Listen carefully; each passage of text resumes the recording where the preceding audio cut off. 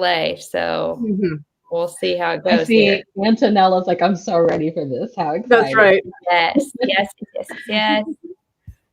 Okay. Do you guys have YouTube pulled up? Are we live? I do. We're live.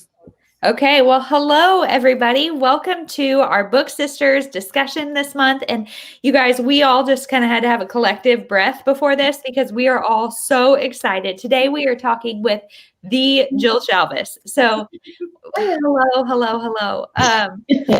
Let's just go ahead. You know us, so we're not going to waste any time. I'm Chloe from Always Books, Sarah, the Bookish Knitter. I guess I'm the wrong way. Bree from Falling for Romance. But let's get into Jill.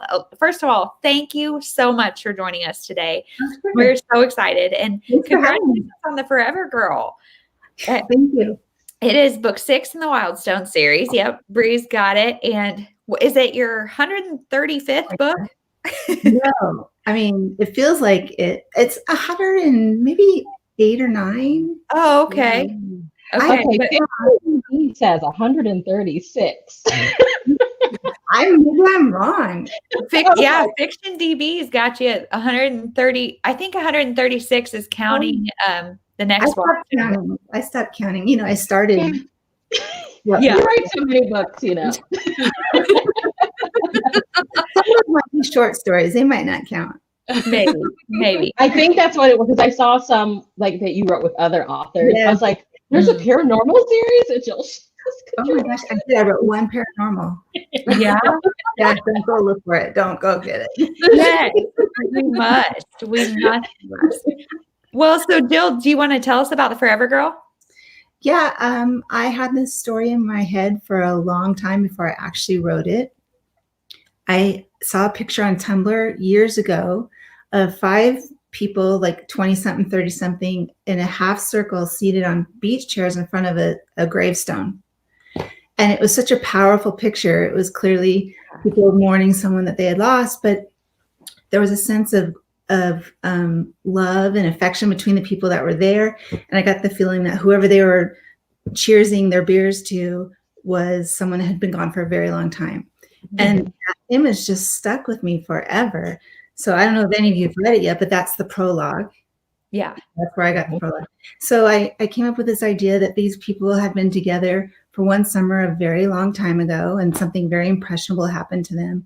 And then they were scattered like the wind, and then they're brought back together, you know, almost 2 decades later for a wedding when they haven't seen each other. And there's all these secrets and past relationships. And I think the thing about this book that feels different for me than others is that there's nothing like that friendship you have when you're kids. You know, the middle school age, you bond in a way that you don't as adults. Yeah. And so bringing that to the story was a lot of fun.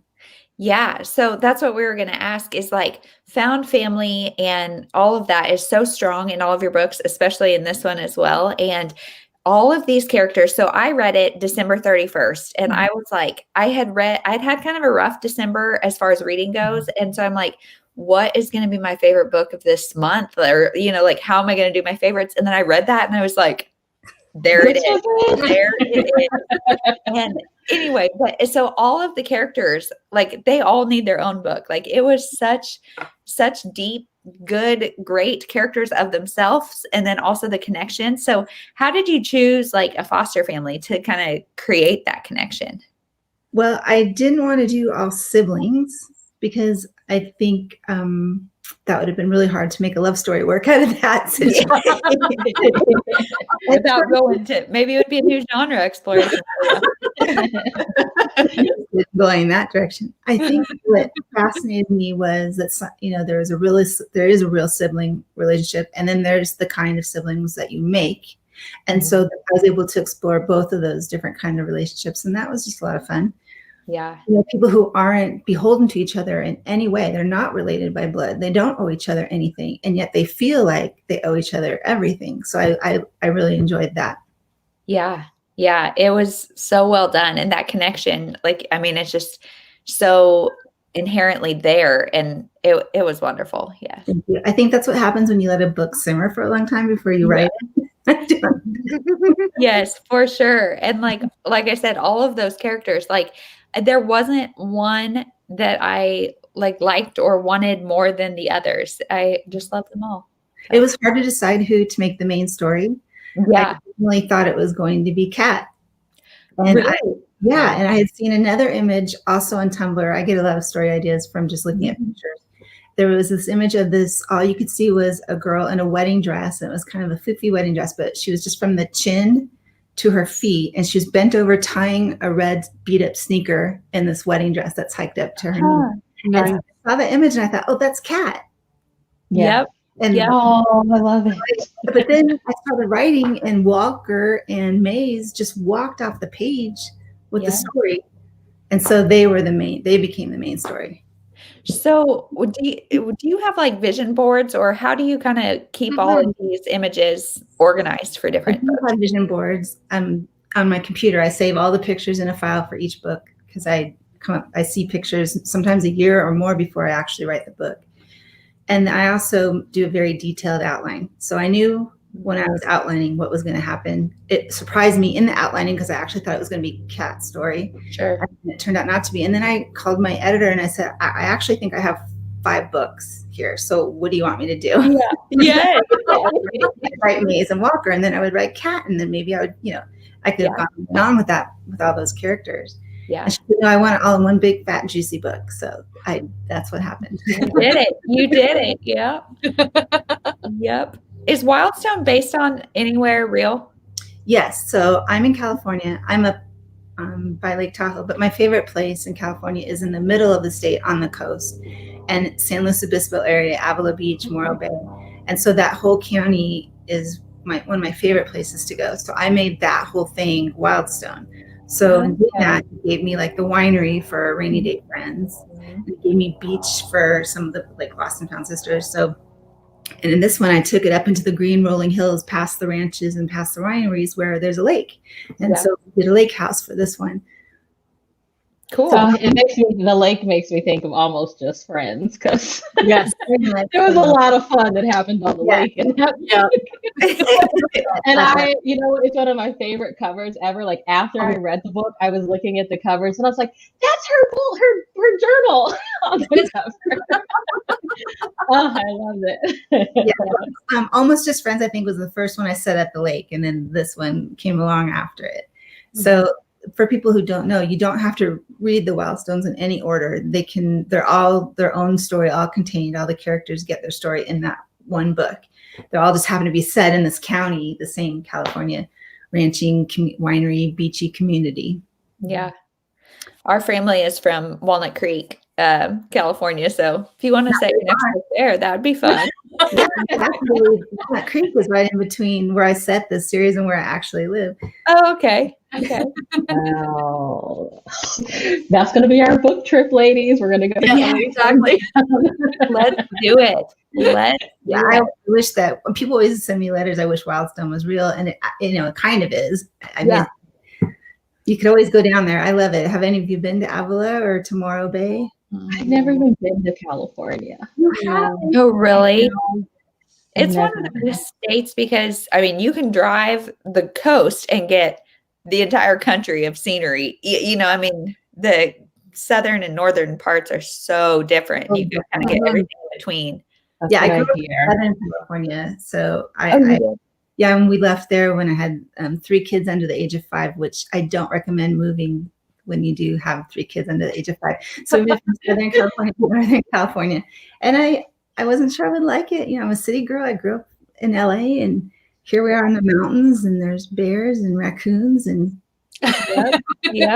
spiders. So speaking of growing up, so I read your blog and I was laughing because you did talk about how you had 3 kids under the age of 5, and you don't recommend that. I'm right there with you. Oh. You said that you started reading romance in 7th grade. So we're always fascinated because I didn't start reading it until I was about to turn 30. So how did you come to reading romance? You don't look 30. I was your favorites. You look like you're 12 still, so I don't believe that you're. I'm always jealous. Like I wish I was reading romance in middle school. It was almost an accident because I was walking to and from school. It was about a 2-mile walk, and halfway between was a library. So I would often just stop into the library and I would go in there to do homework, and I'd go in the way back where there were beanbag chairs and back in the day, and I would open my book, I meant to do science or whatever, but then there was these racks and racks of uncategorized romance novels, like the good stuff, like the historicals from the 80s. And so I would take one of those and I'd stick it in my science book, and I would yeah, that's how I got my sex education, really. I think. Wonderful, wonderful. That's how I started reading romance. I read historicals for years and years and years. And then it wasn't until I accidentally picked up a Nora Roberts that I started reading contemporary. Okay. And never looked back. I've inhaled every book she's ever written, and I read everybody. I read anything. I read mystery. I'll read the back of a cereal box. Yeah. You remember? I feel like for so many people, historicals is like their gateway into Yeah. Yeah. Gateway drug for sure. Do you read historical now very often? I haven't in so long. I recently read through the Outlander series, and that's historical / time travel. Right. Yep. Hailed. And it has to almost fall in my lap accidentally for me to read a historical now. I don't know why. I don't know. This past year, I probably would have picked up more historicals because everyone's looking for comfort reads. Yeah. Yep. Absolutely. I'm needing comfort, and I'm like, oh my gosh, I'm on book 10 of the Lucky Harbor series. Like, I have 2 books left. That series, I think, started my. I read like 2 of those books in a day. I messaged Chloe and Sarah, and I'm like, what should I do? They're like, maybe read something else. People ask me what my favorite book was to write, and I think one of them, I always feel like Chloe and Sawyer and Head Over Heels was one of my favorite books ever. Yeah. That I think was one of our questions. And if not, I want to know, is there any book or series that kind of stands out in your memory as like a really, really important one to you? Well, they all mean something different. Lucky Harbor was my first foray out of category because I was writing category for Harlequin. And that was my bread and butter, but I always wanted to do bigger stories. And I was at a writer's conference and I ran into an editor at Grand Central, and she said, well, what do you have down the pipeway? And so I made something up, and I told her about Lucky Harbor and how I was going to write that. And she said, send it to me. And so that's how that happened, in a hallway outside of a bathroom at a writer's conference. Well, at least you had a good idea on the fly, right? Yeah, I'd had that series in my head for a while, and that was another case of I had the first 3 sisters, so Simply Irresistible. Yeah. Oh my gosh, I don't remember what number 2 is called, and then Head Over Heels. Tara's, I think, Tara's book is Tara's book. Mm-hmm. Anyways, I had those 3 sisters in my head, and I was going to do it as one big book. And she said, no, give me 1 book per sister. I did that. And then readers loved it. So they said, we need another trilogy. So I did that 3 more times. I think there's 12 in that series. Yeah. So there's 4 trilogies. There's a couple of novellas. So that one sticks out as what started me off in this contemporary career. So I'm grateful for the Lucky Harbor series. But my favorite series is definitely Wildstown. My favorite. Really? Awesome. I'm not constricted. Like, it's not just romance. It's got more story, more characters, and there's no expectations. When you're writing a bigger book, I think you can do whatever you want. So I love that freedom. Oh, yeah. Yeah. I've been reading you since you wrote Category. Category is my personal. Go ahead and giggle. I am fortunate. I actually work with Harlequin. They're where I got my start with romance. So yeah, I was showing this earlier.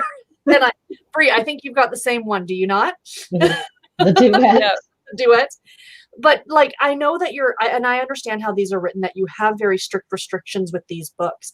And also they predate the digital age. I mean, I wrote these before the Ice Age, really.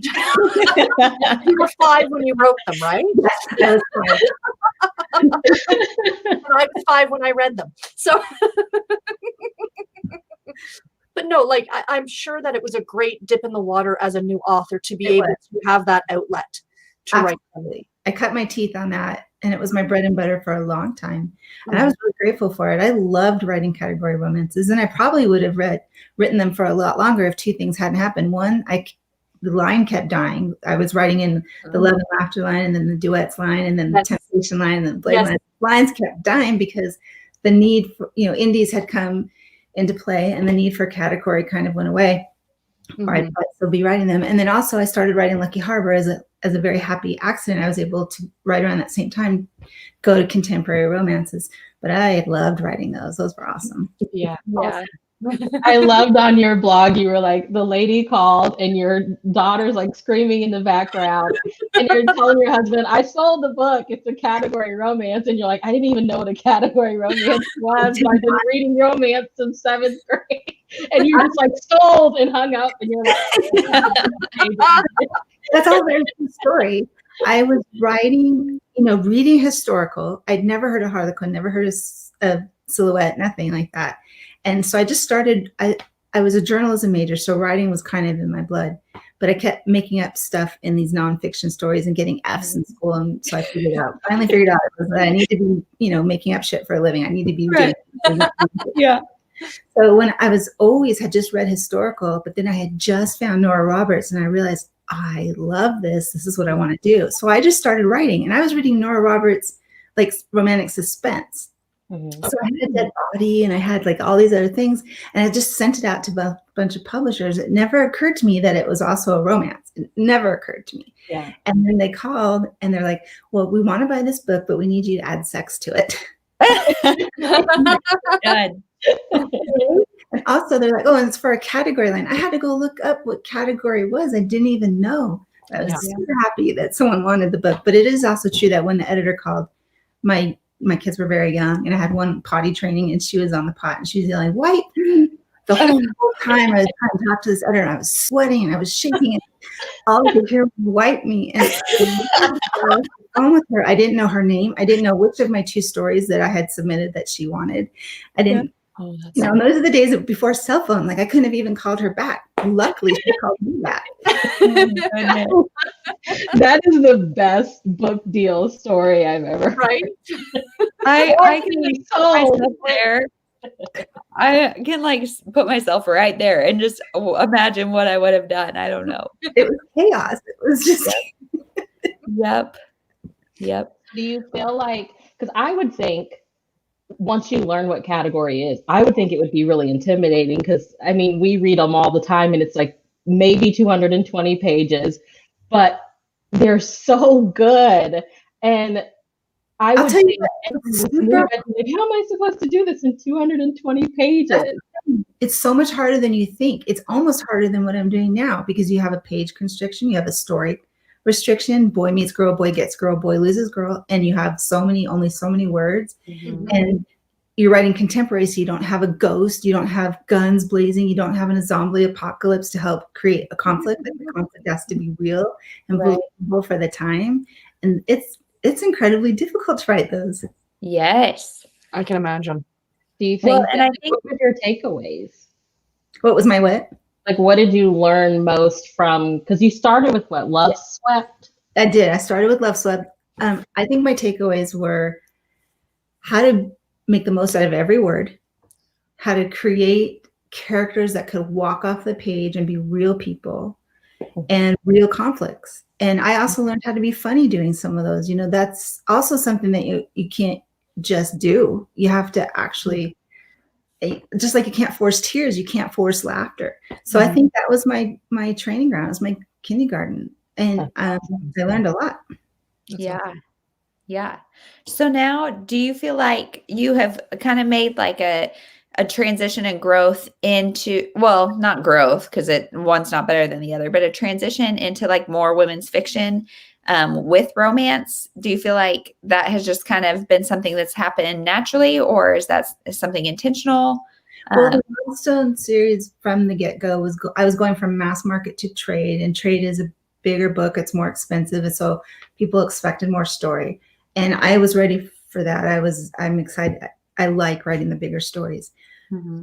But I never will leave romance behind. That's just in my blood. So there's always going to be romance in the story. You're always going to have at least one happily ever after. And some of these Wildstones, there's two, Mhm. and a hint of three, because I like to give everybody a story. Yeah. Each one of those different. I'm not leaving romance, and I'm not really women's fiction either, because I think I'm somewhere in between. I'm like a hybrid with some mom added in. Oh yeah. For sure. 100%. And we've had discussions about those genres and how arbitrary they are, and how, the distinction between the two or three or whatever it may be. But I think that's why, like, you are so widely loved, is because no matter where you fall on the continuum of that line of things, like, as a reader, there's a Jill Shalvis book or series or set of books for you. Yep. I got my mom's reading the Wildstone series now, and she was talking to her sister, and she goes, "This woman can write a story," she says. Well, I've certainly been doing it long enough, right? Oh, Mom. Yeah, I know. I do think, though, that there's not that much difference between my tone, as there are from those early duets to the Lucky Harbor to the Wildstones to Cedar Ridge to the Animal series, or a series of hot veterinarians and animals. I think that the tone is all the same. So if I'm branded in any way, it's by that. You're going to get a warm, hopefully funny, hopefully sexy, real story. Yeah. That's what I love, because I want stuff right now that's going to make me laugh. And I'm like, rather than go search on Kindle, I'm just going to read this stack of Jill Shalvis novels that I have. Yep. I think rom-com, I think romantic comedies are just so underrated. But yeah, and I think someone told us the name of Tara's book, The Sweetest Thing. Thank you. Go. Yes. Simply Irresistible was book one. That's right. Yeah. Thank you. Thank you for knowing that. I have a question. I messaged them, Sarah and Chloe, today. I was like, are all these titles based off of old songs? Yeah. It just came to me. The whole Lucky Harbor series. That was my editor's idea. I thought it was cute. Oh, that's adorable. I was like, okay, at last, I feel like that's Etta James. I'm reading He's So Fine right now, and I'm like, I can hear He's So Fine. Look at me figuring it out 10 books into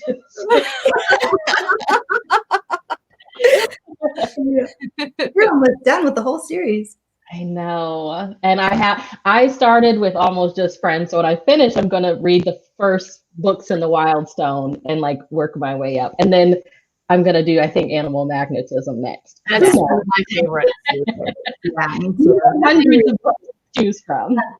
Almost as Friends. Speaking of Almost as Friends, that was a real departure for me, because the secondary romance was male. Yeah. And I've never done it before. Yeah. And shockingly, nobody said anything about it. So I was thrilled that it was just accepted as is. It was just so mainstream that no one had anything to point out about it. Yeah.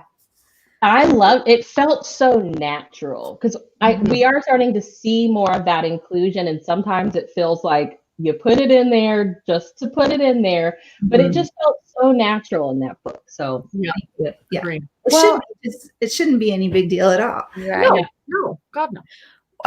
So because one of the things that you have done in every single book I've read is every character has depth, and every character is a real person, And so when you're writing, does the story come to you, or do the characters come to you first? Always the characters. It's always a situation. Like I said, I see a picture and the characters just come to me almost fully formed. And then I spend sometimes weeks creating the outline and creating the character arc, because for me, the character starts out, I said this somewhere else recently, as like a stick figure, a circle head and stick body and stick arms.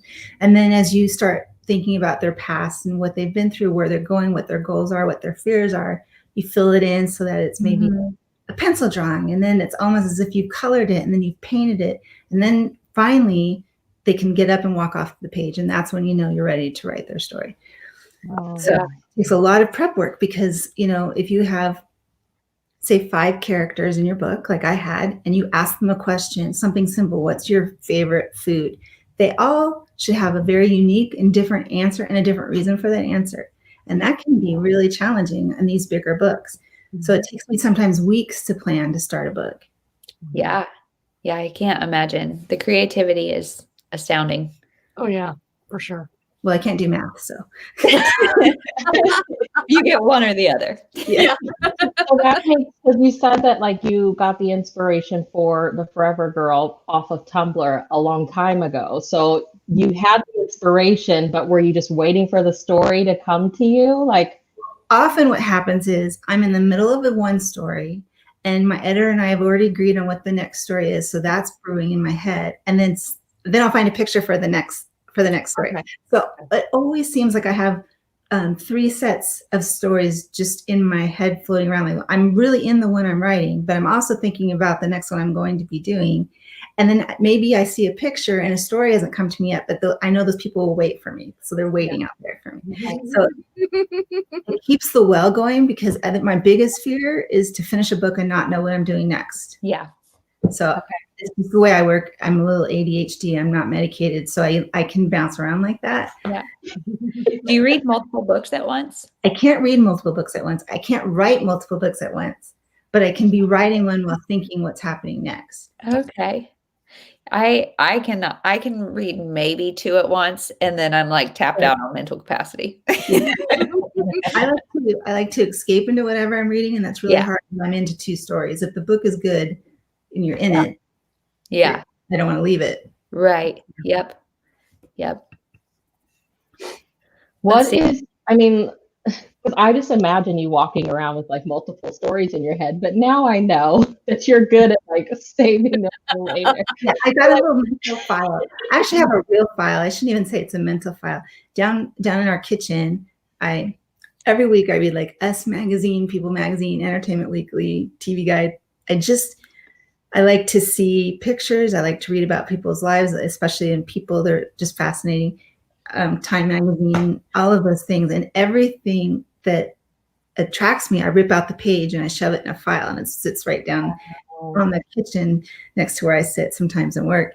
And so the file is a mess. It's like this, little pieces of napkin where I've scribbled down a name I heard on the TV, or it's literally ripped out of a magazine. You don't even, sometimes I go back months later and I don't even know which side of this piece of paper magazine. I can't even remember why I ripped it out, but I have a big file. And so those are all just like things that have tweaked something or a story idea. Yeah. So if you ever sell that box on eBay, let us know. Yeah. Right. Jill Shalvis book inspiration. Yeah. Sticky notes and napkins. Yep. Magazine scraps. No, Gosh, I can't imagine. So 100+ books in, like, how did you, well, I mean, you weren't at the time, but how did you name your children? Like, there's so many things you've named. I know. I have to keep a running list of names I've used because I'm a terrible repeater. Yeah. Sometimes I'll write a whole book with a character name and I'll send it in. My editor's like, didn't we already write a book with her name? And then I have to change it. And that's so painful. So I really ahead of time to check that list, make sure I haven't done it yet. But there's just some names I love that I always try to repeat. Yeah. I have never used my kids' names in a book. That just feels okay. That would feel weird. Yeah. Yeah, for sure. We were talking, so my husband's name is Jeremy, and Jeremy's in books are always like kind of quirky and just like this character. And it's so funny. Like, I don't like reading about Jeremy's. It's weird to me. Because you have real life, Jeremy. You don't need Yes. Yeah. Jeremy. It's very weird. It would be And I just finished the Lemon Sisters, and my husband's name is Garrett. And and it was okay for me to read. The girls asked, they're like, did you have a hard time with that? And I said, no, but I said, I think when my mother reads it. Yeah, I love that name, Garrett. That's a good name. Yeah. I do too. So all the series that you have out there in the world, do you know that like they're done, or do you, I mean, of course not the ones that are ongoing, but I've actually never closed any of them. yeah. So there's I would love to go back to. I ache to go back to Lucky Harbor. And then there's the animal series, Animal Magnetism series. And I had written 7 of those, and I left one character that hadn't been written. I don't know if anybody remembers him, Kel. He was the sheriff from that little town in Idaho. And I brought Kel over to my Heartbreaker Bay series, which is set in San Francisco. I And love I had so much fun with that. The taco truck chick and the cowboy. And that was a lot of fun. So I've never said that series is closed either, nor Heartbreaker Bay. I'm definitely going back to that series too. Yes. I don't close any of them up because they all stand alone, so I can always go back. Yeah. Yeah. That's good. So like publishing wise, like do you have to, how does that work? Do you just tell your editor like I'm returning back to this, and it's okay? Well, we have to agree to it. Like she has to say, okay, yeah, I want that story. So right now I'm writing in the Wildstown series, but I'm starting a new series for next year, Sunrise Cove, which is in Lake Tahoe, which is where I live. And I just thought that's just a beautiful setting. But when I do that, I won't be leaving Wildstone behind. I'll go back to it, or I'll refer to it. I just, I don't want to ever stay too long to the party. I don't want readers to get fatigued. Yeah. No matter how many times you tell some people it's okay, you can read them out of order, they don't believe it. So they feel like they have to go back. So if I have too many in a series, they won't do it. And I don't want anybody to miss out because of that silliness. So I see what you did. You gave us Wrapped Up in You, and now we've had to wait, but we're ready to go back. Yep. No, absence makes the heart grow fonder. That series had like the funniest old ladies. I love how you do cats. I'm like, cats in all of Jill Shalvis's books are hilarious, and they don't even say I think you're referring to The Trouble with Mistletoe in the Heartbreaker Berry series. Yes. Where the hero who had cat got stuck with his aunt's cat while she was from hell. Yeah, I had a lot of fun. I have a lot of fun with animals in my books. Well, your dogs on Instagram are just so adorable. I love them. We have a chocolate lab, and they're good dogs. Yeah, they're great dogs. So speaking of that, like your scenery and stuff is just beautiful. And we saw like your favorite writing spot. And is there a certain time of day or anything that you like to write, or like what's your I never get up and write in the morning. Otherwise I won't. If I wait till lunchtime to start writing, it's never going to happen. I have to hurry up and do it and get it out of the way. And then I set a goal for myself every day. And once I meet that goal, I can stop writing and go have fun. So some days, if I'm organized enough, I can be done by like 1. Mm-hmm. But then on other days when I've been messing around with email or doing other things I shouldn't be doing, it's dinner time before I'm done. So I'm always in a hurry to start so I can be done, so I can go out and see outdoors. We love outdoors. And we have some pretty great scenery, which is why I'd like to set a book series here. Yes. Yeah. I'm excited. And you're surrounded by a lot of wildlife. Do you have like any funny? Well, we have bears all the time. Last week, my son-in-law left his truck unlocked, and a bear got into his truck and ate the steering wheel and the console. I don't think he'll leave his truck unlocked. Yeah, that's not. But so in our backyard, there's woods, and then there's a cliff, and then you go down the cliff and there's the river. And so we're right on their trail. It's our fault. We live right where they go. You're in their way. Live and drink. So it's inevitable that we have bobcats too. Those are the scary ones. So Yeah. And we've had porcupines. One time my dog came home with quills because she put her nose where it didn't belong. Man, we need the bear scene in a book. Yeah, right. And I want the book of like an LA girl moving to that. Right? Yeah, we need you in a book. That's a good idea. I live in Kansas. I am by no means like a city dweller, but like I just think of myself, I would be probably scared and stuck inside. Well, they're not grizzlies. I would be scared to death if they were grizzlies. They're very meek. They're huge. We have in our woods out there. I've seen this season alone the dad who's like the size of VW, and then there's the mom, and she has 3 little babies, and then there's teenagers from a previous year, and it's one of the teenager bears that got into the truck. Those ornery teenagers. Don't let your babies grow up to be teenagers. Right. Yeah, geez. Yeah, as a girl mom, a fellow girl mom, Tell me it's going to be okay. I'd like to tell you that, but Brace yourself, right? it's better. That's funny. I only have one. My daughter's 12, and then my other two are boys. And I'm already just like, I don't know. I was outside still at 12, and she's like, "Oh, I'm in here watching TikTok and I'm watching makeup videos." And I'm like, it just feels so different. I'm scared. I'm not ready.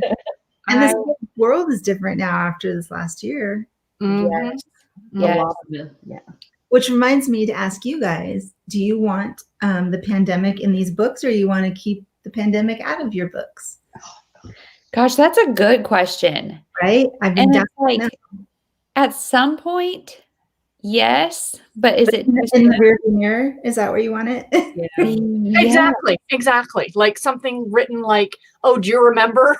Way back We had to when. walk around in masks all the time. Yeah. But then it's also like you read books that are set in a normal world and you're like, you're going where? You're doing what? Like you're touching that stranger? Like, I've been in a restaurant? But for the Forever Girl, I really wanted to put in an author's note that said, I wrote this before the pandemic, but I didn't get that in time. And then I don't know if you've seen my next one, Love for Can't wait. And I have an author note in the front of that saying, FYI, I wrote this before the pandemic. I finished it after the pandemic, but I didn't touch on real life because I still think at that time that I was writing that book, people wanted the fantasy of what real life used to be. So yeah, I feel like it's still a little bit too soon. Yeah. Still not fun yet. No. Yeah.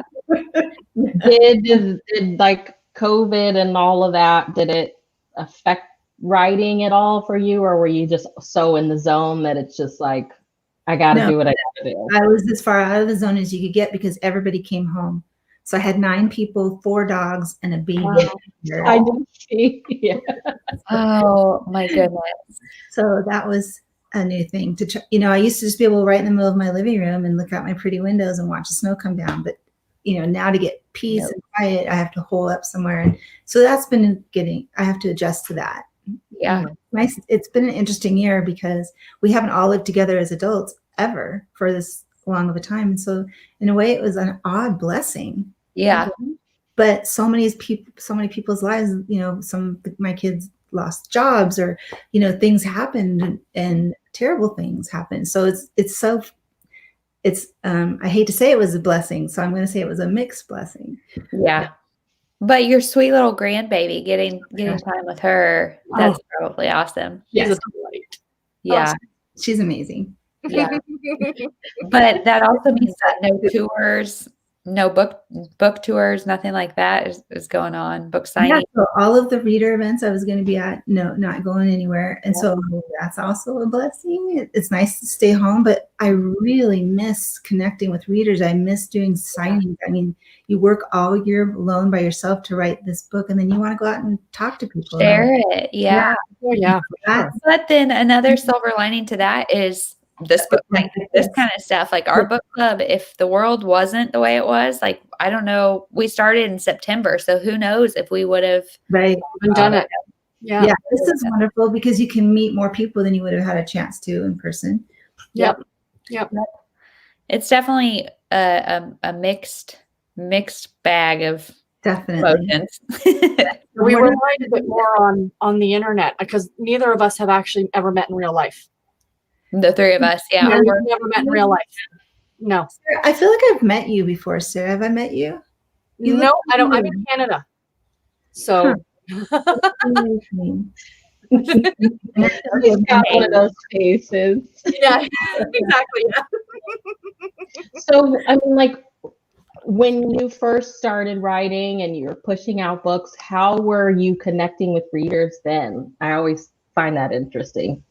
Back in the day, it was you'd go to a bookstore to do a signing, and maybe 2 people would come, and most of the time you'd spend, the bathroom's over there. Oh, the kid lives there. Yeah. I don't miss those days. And then, for a long stretch of time, it was reader events, which was great because you'd go and you'd meet hundreds of readers. And I miss getting out and doing that. I don't miss the travel. Yeah. Away from home. That makes sense. I'm a homebody. Do you have any plans coming up, or is it all just kind of tabled? It's all tabled. I think we all need to be vaccinated before I can see those kind of events happening with hundreds of people. But I'm grateful for these. I'm doing a lot of these lives, which is nice. Yeah. Your book, you were talking about one of your the dedication or acknowledgments, and I was reading one of the Lucky Harbor books, and you mentioned something about like a limo ride. I think it was with, I don't know, Susan Mallory or somebody, and there's like one of the best limo rides of my life, and I'm like, I would love to be the fly. Yeah, right. The only limo ride of my life, I should say. Really? I've been in a limo before or since, and it wasn't my limo. Lucky to be invited along. I was like, just like having read your books and knowing how fun they are, I was like, I would love to have been in that limo. I miss my author friends, that's for sure, because that was the only time we ever saw each other was at reader or writer events. So I miss getting together. And we used to plot in person, and Ray Ann Thane and Susan Mallory and I have plotted, and I plotted with Marina Adair, and we would go. Ray Ann Thane and I both she lives in Utah where it snows all the time, and I live in Lake Tahoe where it snows all the time. So every February for years, we've met in Manhattan Beach in LA for the first week of February. Nice. And we plot, and we sit on the beach, and we walk on the beach, and we're warm. We're not in boots and hats and gloves. And this year, first year in forever, we couldn't do that. It felt so sad. Yeah, what a bummer. What a bummer. Oh. Because I think to write well, you have to live well. You have to fill the tank. So I think that's what I miss, is filling the tank. Yeah. Yeah. And then having that close circle of people. Yeah. Oh, for sure. Yeah. Yeah, that is definitely hard to like emulate otherwise. But yeah, we've tried. We've done Zooms and phone calls and stuff, but it's not the same. It's not. Yeah. What tropes and things do you like to read? And like, can you read something that's similar to what you're writing? No. So that's why I hesitate. Often when I'm writing, which is almost all the time, I'm not reading contemporary romance at all. Yeah. So, I'll read other things. It's really hard to read in the same genre that I'm writing. Yeah. Tropes wise, when I am reading, I like them all. I mean, I love it's hard to pull this off, but like a good Hidden Baby or a good American Convenience, Yeah. Recently, I guess, I don't know if any of you have seen the Bridgertons. I inhale that. And I should have brought that up because I loved those books, and I loved seeing it come to life. Was amazing. Yes. So a lot of tropes that happen in historicals are much more believable than happening in a contemporary. That's true. Yeah. True. It's true. So do you take time off after you've written a book? Like you finished it, you sent it off. Do you take? I try to take a couple weeks in between books. Mm-hmm. And what normally happens is I think I'm going to take some time off, and then the book comes back to me for revisions or copy edits, or I need to turn in the proposal for the next one. So I always end up doing something, but I try to take some downtime and inhale books, and try not to think too much about the job in between. Yeah. Yeah. No, Does your family read your books? No, I think that's weird for them. I think reading mom is weird, and for a long time when they were growing up, it was what I write is R-rated. So you're not cleared to read it yet. Yeah. And then they're old now, but I think that they still think that's weird. I have readers. They like to read. I just don't think they want to read mom. Who does? Who would? Yeah. That's fair. Yeah, a TV scene written by my mother does not sound right. Not sound like I could get on board. Mom, you're funny. How did you find out about this? It's better for all of us if we just don't. Yeah. Oh, that's hilarious. That is funny. Let's see. I'm trying to see if anybody asked any questions in the side. Yeah, that's what I'm looking for too. Hi, everybody. It's so nice to have people here. I know. Yeah. Does anybody have questions for us? Yes, absolutely. We wrote some down, and I don't even know. We have not followed them, but yeah, we're just kind of. I'm trying to make sure we've got I'm everything. reading now, but I don't have my glasses on. That's some very small writing over there. Yeah. I want to know, this was a question Bree wrote down that I just think is so fascinating. What would current Jill Shalvis tell Jill Shalvis back in 1997 as she sat to write down her first novel? It's funny. I was so blissfully ignorant when I wrote my first novel. I didn't know anything about the industry. It never occurred to me that I was going to try to get published or not get published. I was just writing to tell myself a story. And I think that was very helpful because I had no expectations and it was just true love of the writing. So if I could tell other writers anything, I would say, go into it telling yourself a story and just keep writing and don't give up. I would tell myself not to stress so much. I did a lot of stressing because, I had young kids and we were so broke we couldn't pay attention. And, I'm writing and I'm not earning any money. And so I always felt it was a stress thing to hurry up and go. And I think if you just sit back and take some time with your story and live with it, it's better and stronger for that extra time you can spend. Looking at your backlist, it kind of like, because Charmed and Dangerous was like more like romantic suspense, right? That's what I was reading at the time. It never occurred to me that those were romances. That was the second book I have ever written. And do you feel like you kind of explored different techniques and tropes before you found your thing? Like, do you recommend for authors, like, try different things and then find your lane? Don't write to the market. I think that's a mistake because the market changes so fast. You have to write what you want to write and what your heart's asking you to write. I was stuck in romantic suspense at that time. That's what I was reading. That's all I knew. And I love it. Nora Roberts. Also Sandra Brown. I mean, I was reading widely, very widely. And so you kind of tend to write what you like to read. Sure. My taste changed. I still love a good romantic suspense, but I found I don't have the brain for it anymore. Times have changed. It's all tech now, and I don't know that I could pull off a romantic suspense done right for this era. Okay. And that's one subgenre that we always talk about that, like, we feel like it's kind of underrated because it is underrated because I love it. But people are reading thrillers now, and I inhale those. And that's another genre I don't think I have the bandwidth for. Oh my goodness, though, Jill Shalvis doing a thriller would be that would be perfect. Chloe loves thrillers. I love a good mystery. And in fact, I played with mysteries in the Heartbreaker Bay series. I think one Hot Winter Nights and About the Kiss. I think those were the two where I put mysteries in them. Yeah, there's a mystery in that one. Is that the one? Yeah. The two old ladies. The naughty elf grandmothers. Yeah, okay. And then About That Kiss or something like that. Isn't there one called Get a Clue? Oh, Get a Clue is a mystery. Yeah, so I play with mysteries all the time. That's probably where I would go next if I had an opportunity is to write a mystery. Awesome. But there's some romance in it. I mean, it's still going to be a Jill Shalvis, whatever I do. I also have paranormals in my head. Like I have a witch story in my head, a sister witch story. So who knows? That'd be awesome. Do it. Oh gosh, that would be awesome. Do you think that they would ever kind of come back around and have their day again? I'm just waiting, and when they do, I'll write a story for it. Okay. From her mouth to God's ear, like that's right. 2022. I guess so. From the author first, because you have like an editor and the people in the sky. How do they tell you like this is what the market wants, and how do they know? Like, us as bloggers, do we need to say like we want more romantic suspense? Like, absolutely, you should say what you want. You should say what you want. My editor is so wonderful. She never tries to steer the ship. She says, "What do you want to write next?" And then I give her an idea or two, and she picks her favorite, and we go.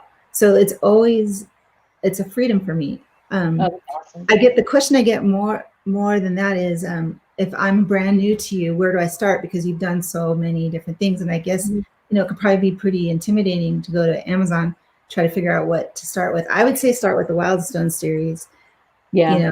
Because there's a variety of stories there to be told, and they're all standalones. It's hard. I never know where to tell people where to start with me.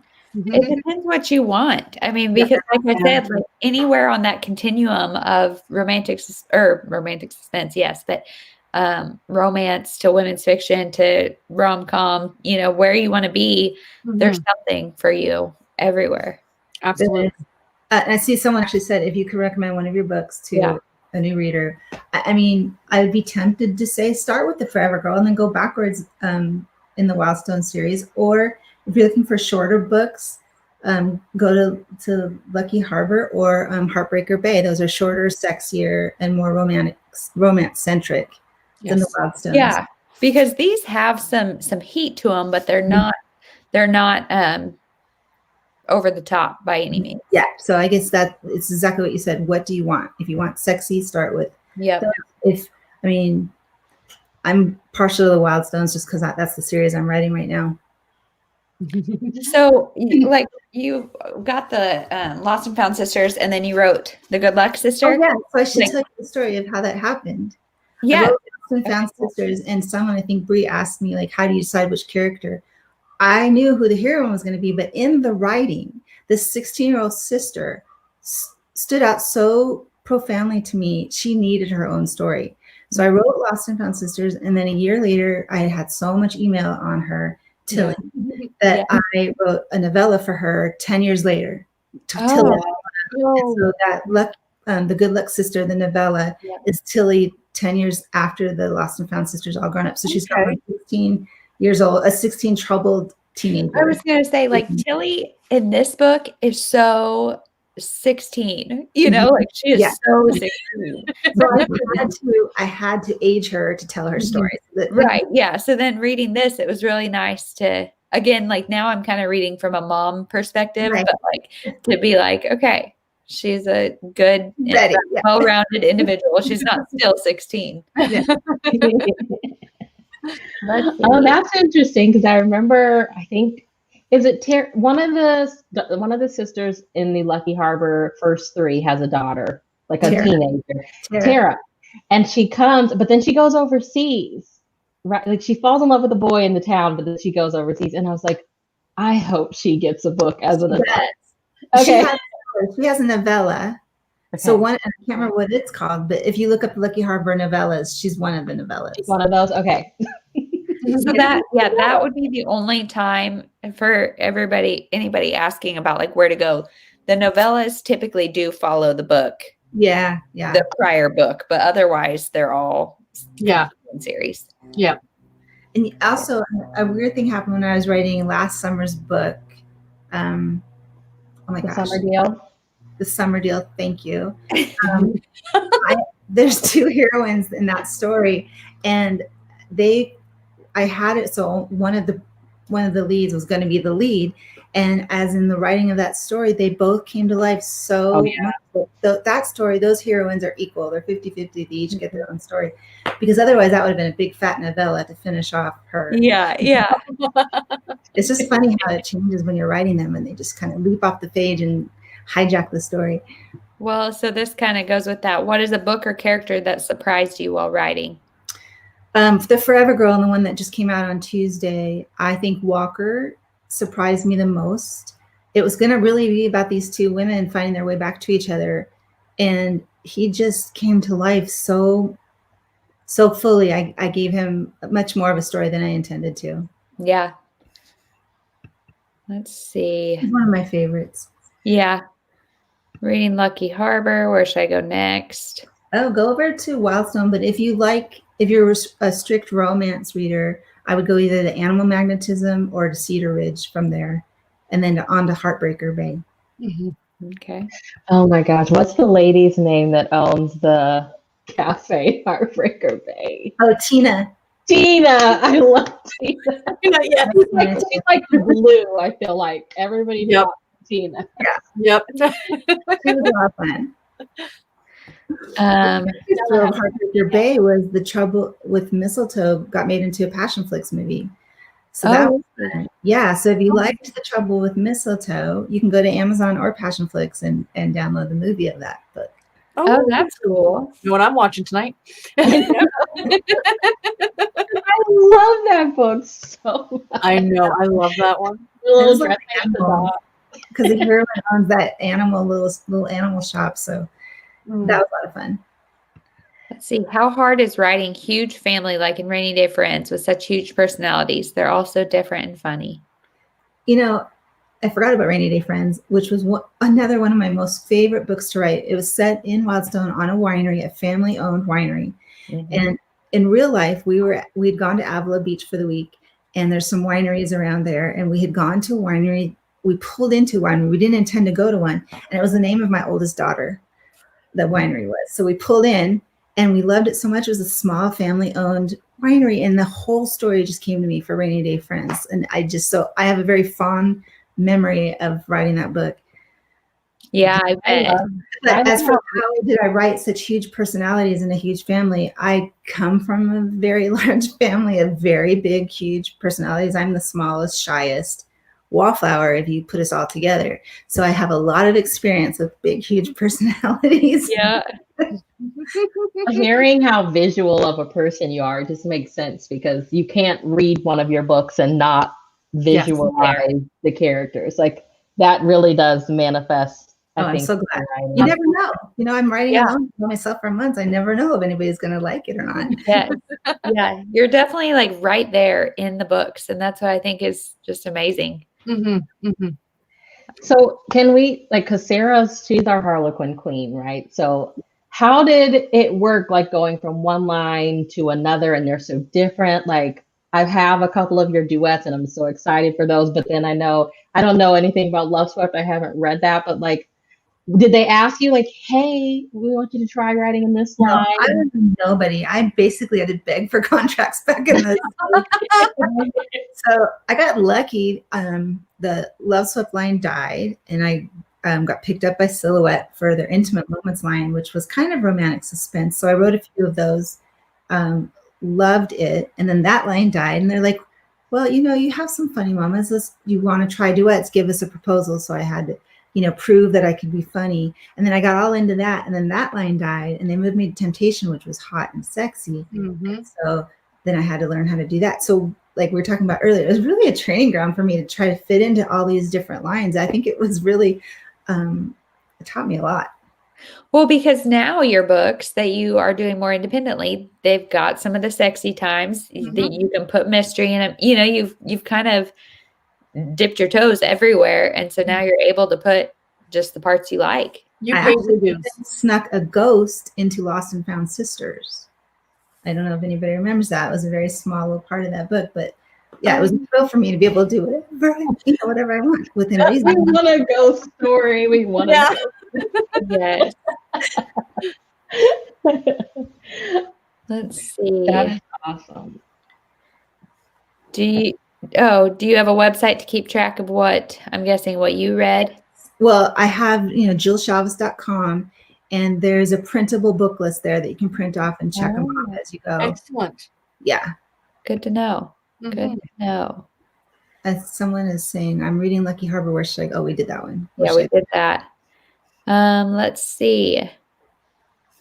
Well, do you want to do some like rapid fire this or that for you as a reader, as a writer, all of the things? I'll try. I'm not always quick on my feet. Go for it. Okay.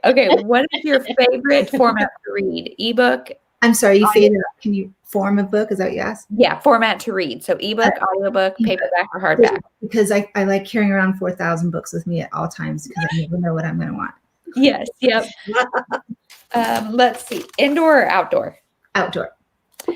Quiet or background noise? Background noise. I don't know what quiet is. I don't have especially not if there's 9 people and a baby living in your house. No. And I bet even just sitting outside and on your deck, it probably sounds amazing. Yeah, I love it. Yeah. Backlist or new releases? New releases. Let's see. No new books or no rereading? Oh my gosh. I know, right? It's a hard one. For answers, and so much for quick, right? This last year, it's been comfort rereads for me. Yeah. But in typical years, always something new. Yeah. What are some of your comfort rereads? Yeah. So,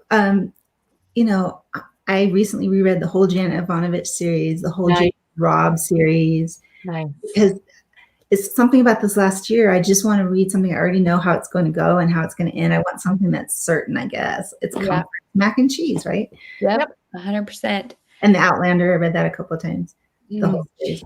Those books are huge. Yeah. Do you read them all physically? Yeah. Wow. Actually, when I also do audio, I should say. When I'm walking and I walk every day with the dogs, I'll listen to books too. Yeah. Yeah. We love audiobooks here. Yes, we do. Yes. Yeah. Standalones or series? Series right at the moment, but I do go back and forth. Yeah. Again, with that comfort thing, like it's nice to know like you're in with this group or this town or whatever for a while. Yeah. Coffee or tea? Tea. What kind of tea is your favorite? Right now because I keep cramping for some reason, probably because I'm not drinking enough. So I'm drinking smart water, and then I put like an iced tea packet in it. Oh, nice. There you go. That's a good idea. So I saw that you are a cookie enthusiast. What's your favorite kind of cookie? Well, my daughter makes some pretty good, amazing cookies. But if we're talking store-bought, I love lemon Oreos. Really? Yeah, I don't know why. I've never tried that. Yeah, they're good. I like lemon anything, but okay. So let's go with that. What's your favorite Girl Scout cookie? Well, I like them all. The funny thing that my absolute favorite is the mint one. Yes. But the lemon sandwich ones are so good. Yes, but the lemon Oreos are just as good. I'm sorry, Girl Scouts, but it is true. And they're half the price. I know. Like Walmart really kind of does the Girl Scouts dirty because you can do it for like $1 or $2 instead of $5. Yeah. And they go up every year. I'm like, they were $3 last year, guys. Yeah. They were $6 this year. Yep. $6? $6. Oh. So they feel like that box of mint is worth every those dollars. Especially if they're in the freezer. Like they can go right in the freezer. Absolutely. Definitely. We only get chocolate and vanilla up here. We don't have the mint ones up in Canada. No, there's so much we don't get up here that you guys have down there. Oh my goodness. Now I'm going to be sending you Fruity Pebbles and Thin Mints. Yes. Antonella had a question, y'all. She said, what inspired Love for Beginners? And the Wildstown covers are beautiful. Yes, they are. Love for Beginners comes out in June, and I started with a question, more so than an actual character. And the question was, what if you had to start your life completely over, including your love life?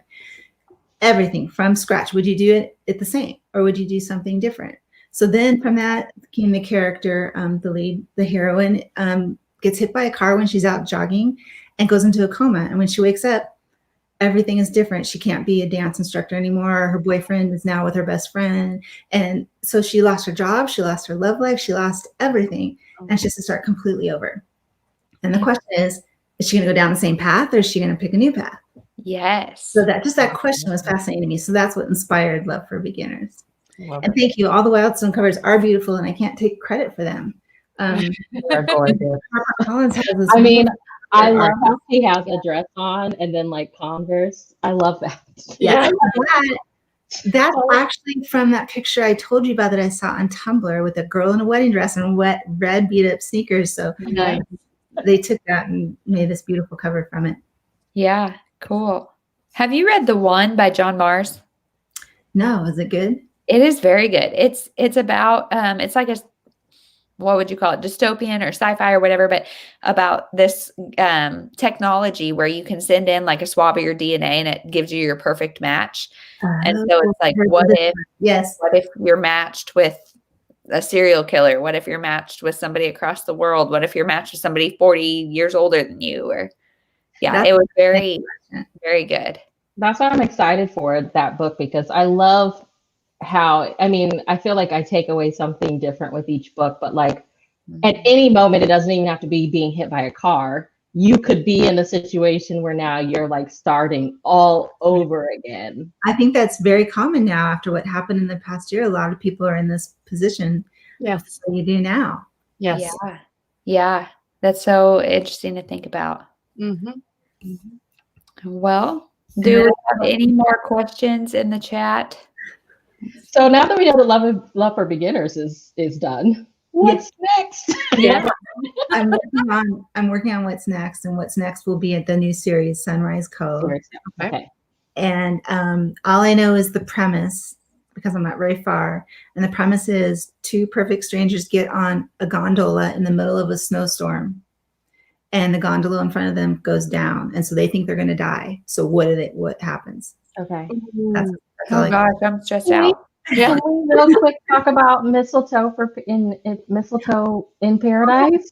Yeah. Did you want that to be a novella? And like, I mean, it's a holiday on a boat going to like Puerto Rico. I love that show. So the premise is that two old lovers get stuck together on a boat in the Caribbean over Christmas when their families who are supposed to meet can't get there because of a storm. So they're stuck in this beautiful setting together, but they hate each other.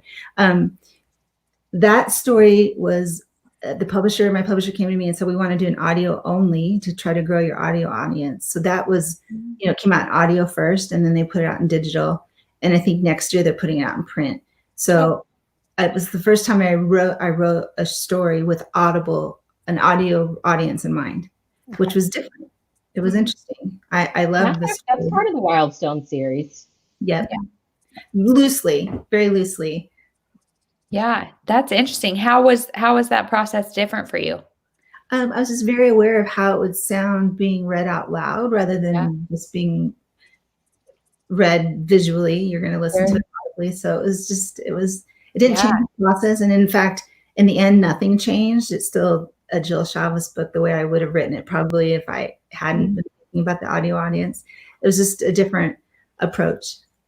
Yeah. So I feel like it's because a lot of readers of Christmas romance, they want the Christmas. So I was like, she's taking a risk here because we're in the Caribbean and I know it can be hot. But I loved it. Oh, thank you. I'm so glad. I've written so many Christmas stories. Yeah. So many, like a couple dozen for sure. Yeah. And they all are in a winter setting. Yep. And so this was the first one. And I told my publisher, I don't know what kind of cover you're going to give this, but you have to pull this off so people want to pick it up. And I think they pulled it off. It's so cute. It is. Christmas lights and the palm trees. I thought it was great. Oh, yeah. It is great. Yeah. Are those, I mean, do you like writing those, like the Christmas romances? Or I would think as a writer, eventually I'd be like, I don't know how many more of these I can write. I try to do Christmas light because not everybody celebrates Christmas. So I try to make it more about the holiday spirit. And I actually don't refer to them as Christmas stories. I refer to them as holiday stories. And it's a part of the story, but it's not the story. Okay. And Yeah. do it light. Mhm. But I love telling those stories because, who doesn't love a good holiday story? Yeah. We actually had a readathon this year called Create Your Own Holiday Adventure. And we talked a lot about that, about like finding books that are warm setting books, because like Bree, she's in San Antonio. So, I mean, she has a warm setting. And so finding something that actually is what's outside your door is kind of different. Yeah. Well, I'm glad you liked it. Yeah. Because I mean, I want that escape to like Christmas Wonderland, but then I was like, I wouldn't mind a Christmas vacation like on the water at the same time. So, it worked. This year, especially like because it was such a weird year, gatherings were small or non-existent. Like the idea of just up and taking off sounds really nice. I know. If only we didn't have to go through an airport to get there. If we could do it like just our family, yeah. That's probably what I miss most about this last year was traveling around, even just road trips. We always take road trips to the beach and miss it. And now that we know you're such a visual person, I'm like, we need everything to go back to normal. So Jill Shalvis can go see some stuff. So she can write more books. Yeah. But it's very fitting that now you're writing a series that's in your backyard. Yes. Yes. And the first book is, they're trapped in a gondola, just two people. So yeah. It's totally distanced. It's appropriate. That was like seeping through my writing process. There you go. Yeah. I'm sorry, I totally interrupted the rapid fire. Did we ask everything, Chloe? I think we've got enough. Okay. Yeah. And I want to tell you, my internet is fading fast. For some reason, we always lose it in the afternoon. So if I get cut off. Yeah. Well, let's see if there's any more questions in the comments. Now's your Antonella time. said she loves all the strong friendship reps in the books. Yes. Yes. That's a theme, and so is sisterhood, I guess. They feel like our friends. Yeah. Yes. Do you have sisters, Jill? No, but I always wanted sisters, so I think that's where that comes from. Yeah. I didn't grow up in a big family, very small family, and so having a big family now is lovely. It's nice. Yeah. Yep. And I so appreciate you guys having me here today. I want to thank you for that. Well, thank you. You made our day. Our year, it's a dream come true. Absolutely. If you send me the links, I'll post on my Facebook page so people can. Yay. Okay, well, great. Yeah. Yes. Well, To readers who came. yes, thank you to everybody in the comments who was here chatting with us. Yes, And thank you. those who stayed up. Is Antonella somewhere? Yeah, Or- Antonella is Antonella, where are you from? I can't remember, but I know Reads and Eats. Reads and Eats is Scotland. Yeah, So there's a lot of people who are in the middle of the night right now. yeah. So appreciate your. I wish I could hear the Scotland accent. I love your accent. Yeah. Well, thank you for hanging out with us. Well, This yes, was thank you. awesome. Thank you. So nice to meet you. Yes. Well, I'll It come means back on my so next book. much. Come back. Oh my gosh. It means so much. Okay. Well, I'm going to go finish reading your Lucky Harbor book. Talk to you guys soon. Yeah. Bye. Thank you. Bye.